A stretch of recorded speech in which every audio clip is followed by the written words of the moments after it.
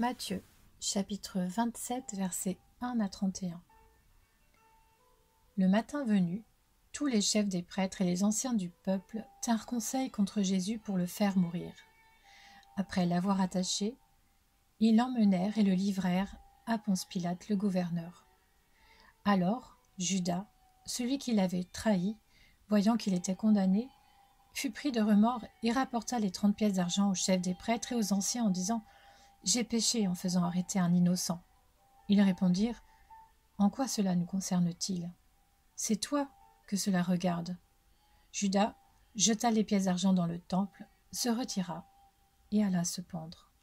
Les chefs des prêtres les ramassèrent en disant « Il n'est pas permis de les mettre dans le trésor sacré puisque c'est le prix du sang. » Après en avoir délibéré, ils achetèrent avec cet argent le champ du potier pour y ensevelir les étrangers. C'est pourquoi ce champ a été appelé champ du sang, jusqu'à aujourd'hui. Alors s'accomplit ce que le prophète Jérémie avait annoncé.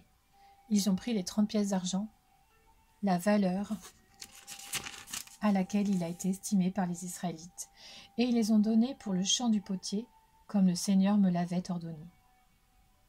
Jésus comparut devant le gouverneur. Celui-ci l'interrogea. « Es-tu le roi des Juifs ?» Jésus lui répondit. « Tu le dis. » Mais il ne répondit rien aux accusations des chefs des prêtres et des anciens. Alors Pilate lui dit « N'entends-tu pas tous ces témoignages qu'ils portent contre toi ?» Mais Jésus ne répondit sur aucun point, ce qui étonna beaucoup le gouverneur. À chaque fête, le gouverneur avait pour habitude de relâcher un prisonnier, celui que la foule voulait. Ils avaient alors un prisonnier célèbre, un dénommé Barabbas. Comme ils s'étaient rassemblés, Pilate leur dit « Lequel voulez-vous que je vous relâche ?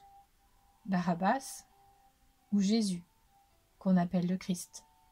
En effet, ils savaient que c'était par jalousie qu'ils avaient fait arrêter Jésus. Pendant qu'il siégeait au tribunal, sa femme lui fit dire « N'aie rien à faire avec ce juste, car aujourd'hui, j'ai beaucoup souffert dans un rêve à cause de lui. » Les chefs des prêtres et les anciens persuadèrent la foule de demander Barabbas et de faire mourir Jésus. Le gouverneur prit la parole et leur dit « Lequel des deux voulez-vous que je vous relâche ?» Ils répondirent « Barabbas. » Pilate répliqua « Que ferai-je donc de Jésus qu'on appelle le Christ ?» Tous répondirent « Qu'il soit crucifié. » « Mais quel mal a-t-il fait ?» dit le gouverneur. Ils crièrent encore plus fort « Qu'il soit crucifié. » Voyant qu'ils ne gagnaient rien, mais que le tumulte augmentait, Pilate prit de l'eau, se lava les mains en présence de la foule et dit « Je suis innocent du sang de ce juste. C'est vous que cela regarde. » Et tout le peuple répondit « Que son sang retombe sur nous et sur nos enfants. » Alors Pilate leur relâcha Barabbas, et après avoir fouetté Jésus, il le livra à la crucifixion. Les soldats du gouverneur conduisirent Jésus dans le prétoire et rassemblèrent toute la troupe autour de lui. Ils lui enlevèrent ses vêtements et lui mirent un manteau écarlate. Ils tressèrent une couronne d'épines qu'ils posèrent sur sa tête et lui mirent un roseau dans la main droite.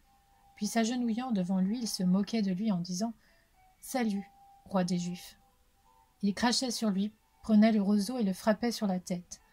Après s'être ainsi moqués de lui, ils lui enlevèrent le manteau, lui remirent ses vêtements et l'emmenèrent pour le crucifier.